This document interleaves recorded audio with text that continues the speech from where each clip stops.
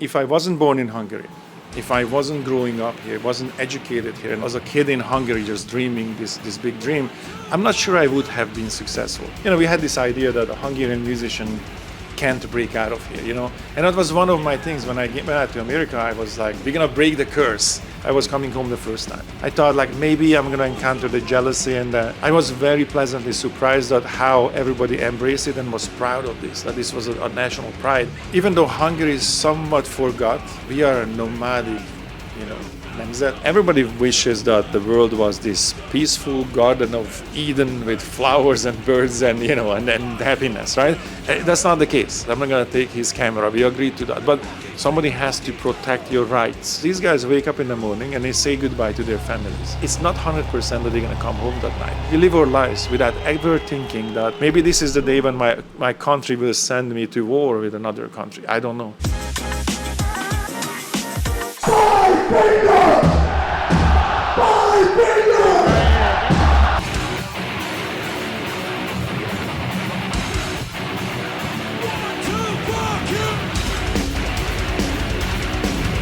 So it wasn't something that we avoided. So it wasn't something that, oh, I don't want to come to Hungary. It didn't really come together. You know, when we putting together touring schedules, there's a lot of factor goes into this. Yeah, you know, venue availabilities, and you know, it just didn't come together. So, but the first time when we came to Hungary, it was a proud moment. You know, that was already way deep into your career. So the band was already big. So, you know, at that time, as we arrived to Hungary, I didn't know what to expect. I lived there for so long now that my Hungarian, a magyarom elkapott egy kicsit.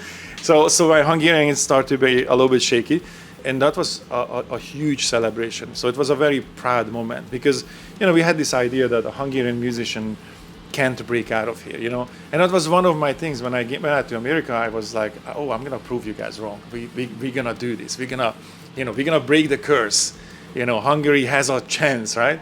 Because we came back to Hungary when the band was already an arena band, you know, it felt also that, okay, I accomplished that. Right? So not that I didn't want to come back earlier, it just happened so that we didn't. But because we didn't come back when we were a small low band, then it was like this immediate celebration of like, okay, this happened. I started this band, so not that the whole band is Hungarian, but you know, I feel like I broke the curse, and I could bring back something that the Hungarians can be proud of and look at it as an example. Like I did it. So there is a chance. You know, there are two parts of it. So the question is, what makes a band successful and what is my personal success? So obviously the two tie together. One of the things I would say that I feel like if I wasn't born in Hungary, if I wasn't growing up here, wasn't educated here, and wasn't surrounded by, well, my circumstances, as a kid in Hungary just dreaming this big dream, I'm not sure I would have been successful. You know, because it's a driving force that as I said, I really thought like I'm gonna prove this wrong. Everybody said that it's not possible. So, you know, when somebody says something is impossible, I get excited because I want to prove it wrong. And it's kind of like the martial arts mentality. I started martial arts when I was a little kid, so it was always that, right? It's that mentality. And, you know, growing up in a country that had no resources will make you resourceful, right?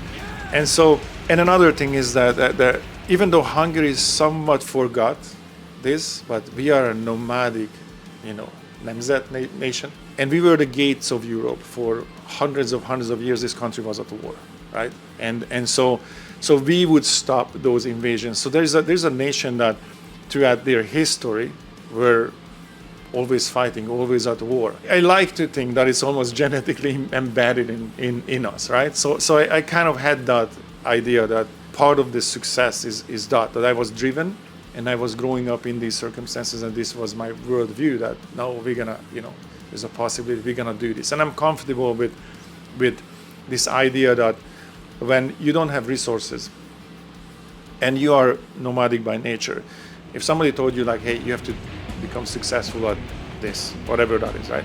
Then you would have a list of things like, okay, I need this, and this. Like you would have a shopping list of things that you need for this success. That's typically Western, you know, societies who do have the resources. Now, you look at us who didn't have resources. If I told you that you have to achieve something amazing, you can like, okay, let me look into the garage what we have and let's see how far I can get with that, right? And so, you know what I mean? So that naturally creates this, the personality that I'm just gonna go. I went to America, I didn't speak English, not a word. So I had a Hungarian English dictionary with me, right? And then I took a book, Shawshank Redemption by Stephen King, and I was translating this book word by word, watching television with the closed captions, right? To understand how the words are pronounced, and I taught myself to speak English. I could do that because I wasn't sitting here and trying to get ready for the journey. I just went. Because again, a nomadic culture would be let's just go and we pick up resources and understanding and knowledge on the way. So that was my way, and I think it stayed with me to this day. So I think it's one of the key elements of success, that I had that drive and I had that something to prove. I had that curse to break, and I had this mentality. So I think my personal success came from that. So the curse is broken. We just did. I'm just kidding. So one of actually Zoli, a friend of mine sitting with me, he was the first one, Aktomorphis zenekar. See, I just switched to Hungarian. So Aktomorphis zenekar, aki az első volt, hogy kitörjön Magyarországról. I was in the United States already when I already heard about this zenekar, who was having a pretty good success in Europe already, right? And I thought, okay, somebody's doing it. I was actually really proud, and his name is Zoltán too, right? Like the Zolis are breaking ass. So I was really proud of that. I just reconnected with the guys from Tankcsapda. They were my I knew them back in the days, So it's all coming back. This is a good thing, right? Hungary has a lot to give, right? So I really enjoy it. I want to get even more involved in Hungarian culture of what's happening today. I feel like I have now this platform that I can bring home, and I'm very pleasantly surprised. I was coming home the first time. I thought like maybe I'm gonna encounter the jealousy and and I didn't. I was very pleasantly surprised at how everybody embraced it and was proud of this, that this was a national pride. And that's my experience since. So that was 2020. And since this is 4 years later, every interaction I had with Hungarians or Hungarian music scene or fans or just people on the street, people in the hotel I'm staying, is super positive. Everybody's like, yeah, and I'm like, okay, so something changed, something changed. We started to shed this, this lost, since the Second World War, basically, since that whole communist era, we start to shed that darkness. This new generation is now haven't experienced that. Like we still grew up in that, and definitely our parents grew up in that, so that really affected us. But I feel like that this is now over, and this new generation is blooming out, and obviously Hungary is in the EU, so that also allows everyone to kind of spread out. So I'm really hopeful that that this is a good thing. It's looking good, and as I said, I want to get involved even more. Welcome to the circus! Let me see those hands swivel! Come on!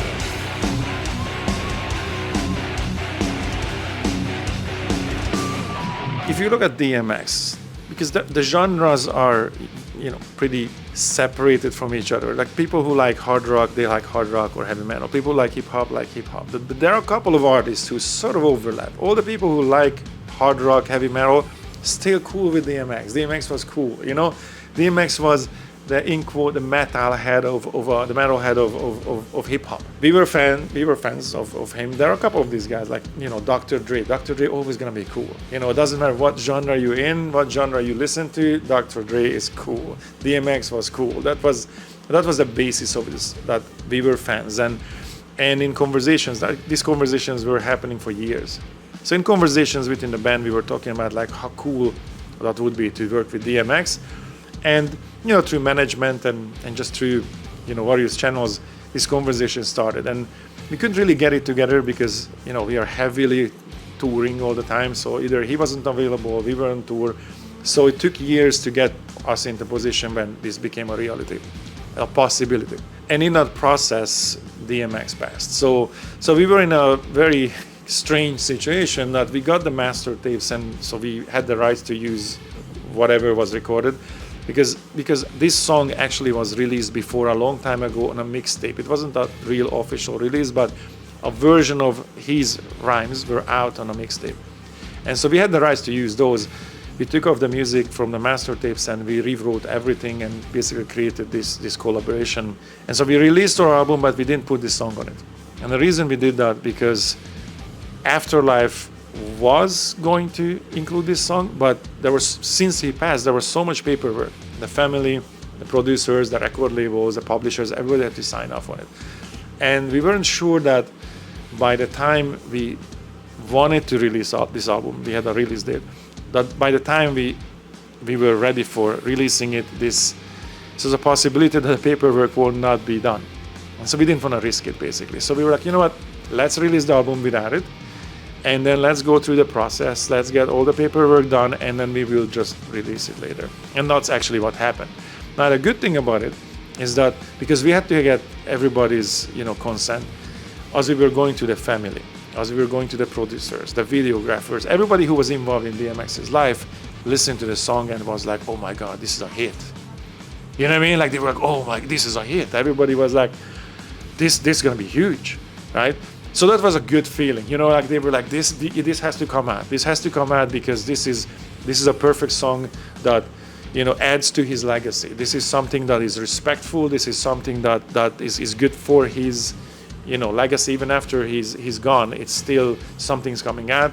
His video director, a very close friend of his, Hype Williams, who in the 90s was sort of one of the building characters of hip-hop. All the big hip-hop videos, he was the director. So you had to wait for years to work with him. And so I sent him the song, and the song is about 3 minutes long, and I think in 4 minutes he called me. So I know that he just listened to it and immediately called me, and he was like Z, I have to be the director. Like, X was one of my best friends. I was there, I helped his career, and he was really adamant, like nobody else can. He's my boy, he's basically a son to me, so I want to be the director. 3 days later, he was on a plane coming to Vegas to do the video. So that's huge for us, that's because that means everybody undersigned it. And then his peers, all the other, hip hop stars who heard it was like, guys, this is good, so it was a proud moment for everyone.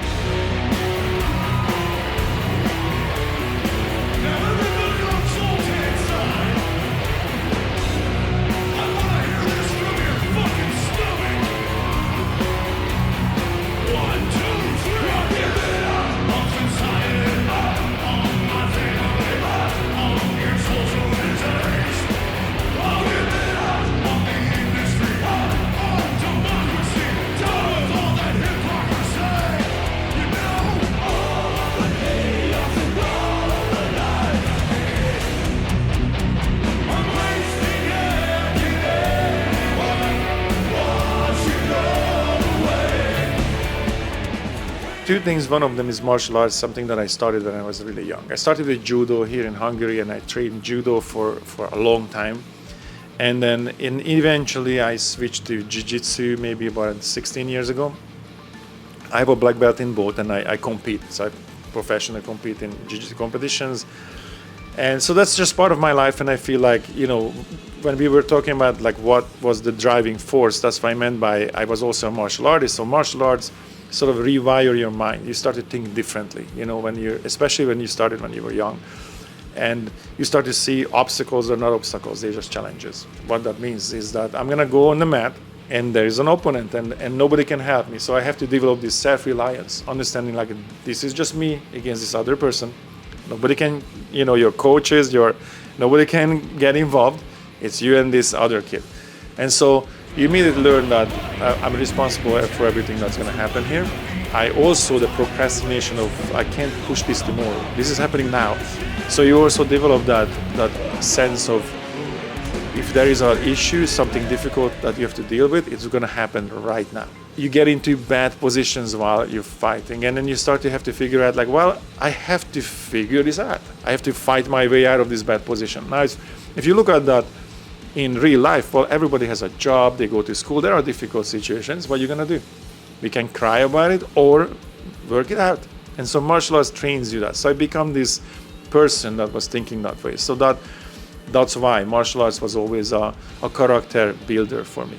So it stayed with me my whole life, and I'm still doing that. As for the military, You know, this question happens a lot because, you know, what's the connection? And a lot of those guys are also martial artists. So I know a lot of, you know, police, SWAT teams, you know, special operators, military guys. They're also trained martial artists. So we usually, you know, cross paths that way. But as for the charities and the organizations that I'm involved with, you know, everybody wishes that the world was this peaceful garden of Eden with flowers and birds and, you know, and happiness, right? That's not the case. We have agreed upon rules. We have laws that I'm not going to steal your laptop. We agreed to that. I'm not going to take his camera. We agreed to that. But that rule, that agreed upon social rule that became law eventually, right? Somebody has to uphold that. Somebody has to protect your rights. And so anyway we look at it, as much as, you know, society doesn't like cops and military and weapons and whatnot, you need them. So if you're being logical and pragmatic and practical about it, we have to accept this idea that yes, we do need the police. If they stopped working for 3 days, there would be the purge. There would be absolute chaos. So we need these guys. And same with the military when it comes to territories and international laws and the interest of various countries, you need them. You and I don't want to go and do that job. None of us want to do that job. This is a dangerous position. You know, you want to be a journalist, I want to be an artist, right? But somebody has to do that job. So I have to respect that because these guys wake up in the morning and they say goodbye to their families because it's not 100% that they're going to come home that night. We don't do that. You know, we go about our lives, get our little coffee, write a song, you know, do interviews, and we live our lives without ever thinking that maybe this is the day I'm pulling over the wrong car. Maybe this is the day that I'm called to a bank robbery or whatever the hell, and I have to, you know, maybe this is the day when my country will send me to war with another country. I don't know, right? That mentality and living with that is a very, very different mentality, and it's a very special person, and we have to respect that. Because as much as everybody, you know, nobody likes authority. So as much as everybody resisting this, like, oh, the police, army. Without them, we could not do what we do. Now, do we hope that there will be a world without all that and everybody's going to be just peaceful? Yeah, it would be awesome. But that's not the case. And if it's not the case, I am going to give them the respect. This is a military foundation. The name of the band. See, you can see, this is my case representing Zoltan, Andy, Chris, Charlie.